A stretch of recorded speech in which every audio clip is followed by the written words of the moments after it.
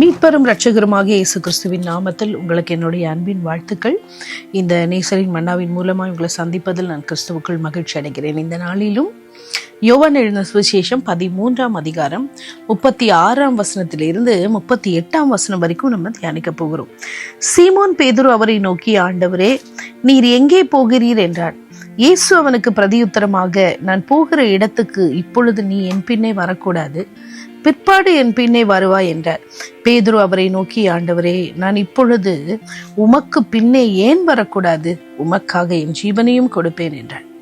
இயேசு அவனுக்கு பிரதியுத்தரமாக, எனக்காக உன் ஜீவனை கொடுப்பாயோ?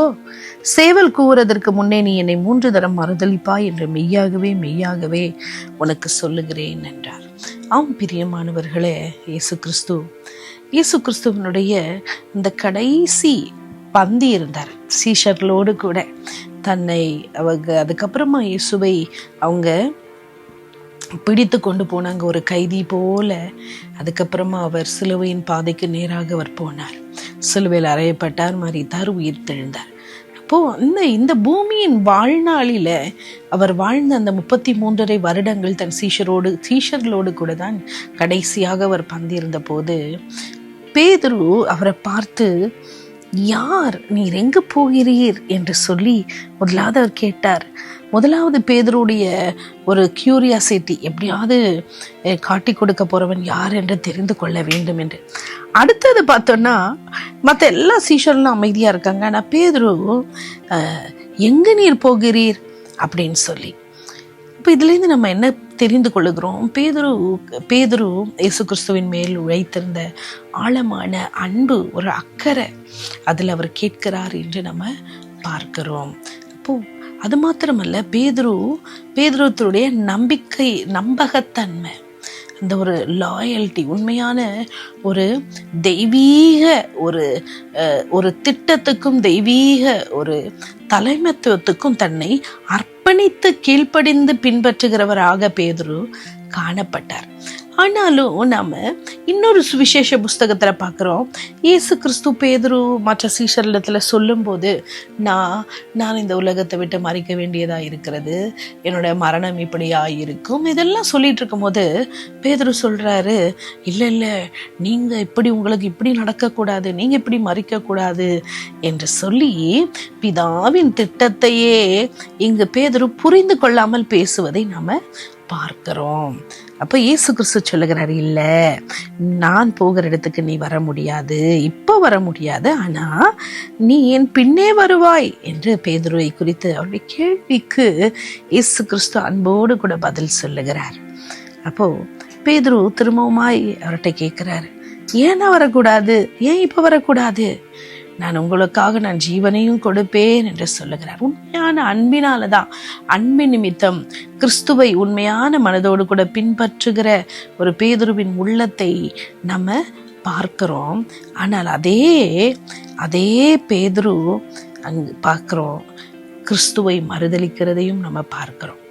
அதான் மற்றொரு சுவிசேஷ புஸ்தகத்துல நம்ம வாசிக்கிறோம், இயேசு பேதுருவை எச்சரிக்கிறார். பாரு, உன்னை சாத்தான் என்ன சோதனைக்குட்படுத்தும்படி உன்னை சுலகினால் புடைக்கிறதற்கு அவன் என்ன கேட்டான்? பெர்மிஷன் கேட்டுக்கொண்டான்.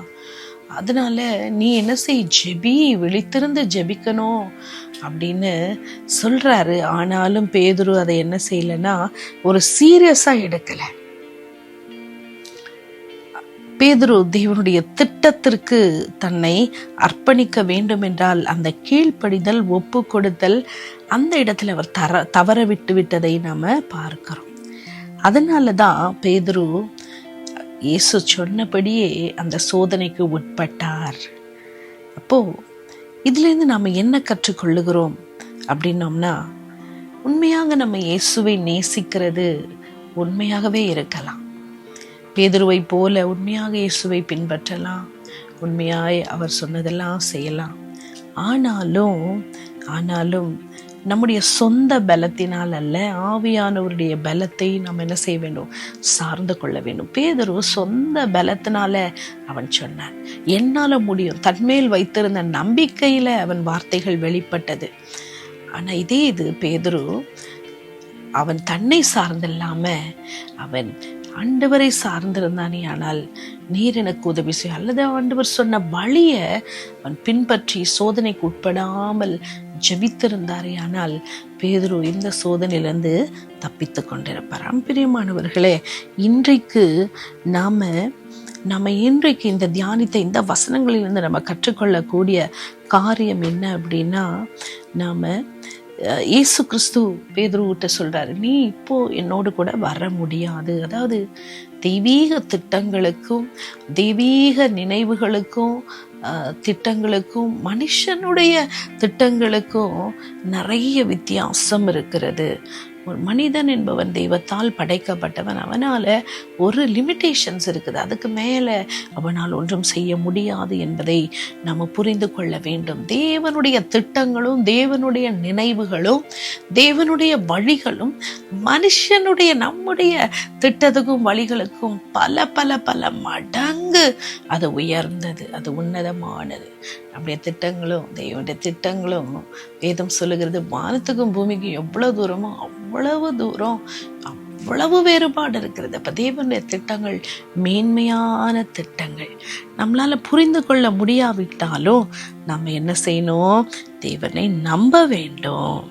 நமக்கு சில காரியங்கள் நம்மளை சுற்றி என்ன நடக்குதுன்னே புரியாத போதும் தேவ திட்டத்துக்கு நம்மை அர்ப்பணிக்க வேண்டும். தேவனே, நீர் உன்னதமான தேவன், உடைய திட்டங்கள் உன்னதமானது.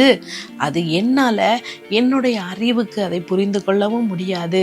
ஆனால் ஒன்று தெரியும், நீர் என்னை நடத்துகிற தேவன், உம்முடைய கரத்துல நான் இருக்கேன், என் வாழ்க்கை உங்க கண்ட்ரோல்ல இருக்கு என்று சொல்லி நம்முடைய வழிகளை தேவனுடைய கரத்துல நம்ம அர்ப்பணிப்போமையானால் நம்மை அவர் அருமையாக நேர்த்தியாக நம்மை நடத்தி ஜீவனுக்கு எதுவான பாதையில் வழி நடத்துகிற தெய்வமாய் அவர் இருக்கிறார்.